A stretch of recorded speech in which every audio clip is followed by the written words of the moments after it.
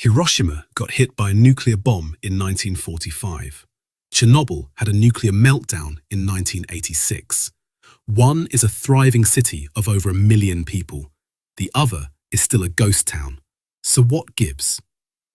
If you've ever looked at photos of modern Hiroshima, it looks like any other busy Japanese city. Shops, trains, traffic, people living totally normal lives. But we're all told nuclear radiation is this invisible, eternal death sentence.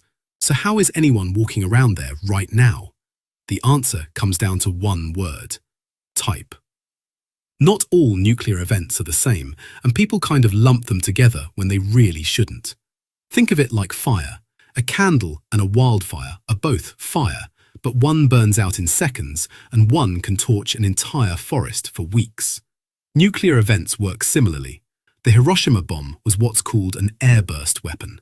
It detonated roughly 600 meters above the ground. That was intentional.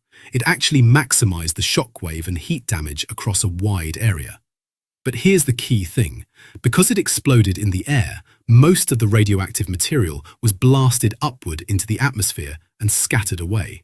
It didn't burrow into the soil. It didn't contaminate the groundwater. It basically took the radiation with it when it left. The bomb also used uranium-235, which produces radioactive isotopes that decay relatively quickly. Within days and weeks, the most dangerous radiation levels had already dropped dramatically. By the time people started returning to the city, which was actually just a few months later, the ground-level radiation was approaching normal background levels. So why is Chernobyl different? Chernobyl is the comparison everyone makes, and it's a fair one. At Chernobyl, a nuclear reactor exploded. That's a completely different beast.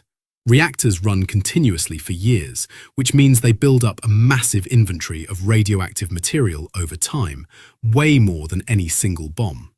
When it blew, that material didn't go up and scatter. It melted into the soil, seeped into the water table, and coated everything in the surrounding area in long-lived radioactive particles. Some of those isotopes, like cesium-137, have half-lives of 30 years.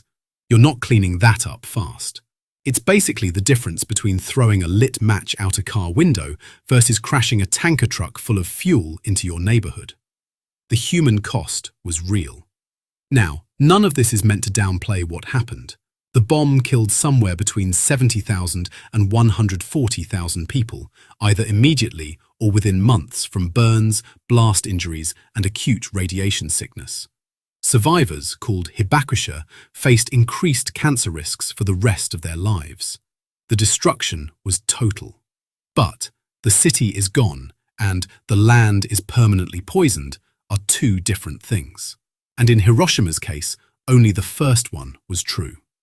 So the short version, the bomb was designed to destroy through force and heat, not to leave behind a radioactive mess. It detonated above ground, the fallout dispersed quickly, and the isotopes involved didn't stick around long. Within months, people were already moving back. Today, Hiroshima has a population of over 1.1 million people. The real lesson here is that nuclear isn't one single thing. The word covers everything from power plants to weapons to medical imaging. Context matters a lot. If you want to follow up on how radiation actually affects the human body, drop it in the comments. See you in the next one.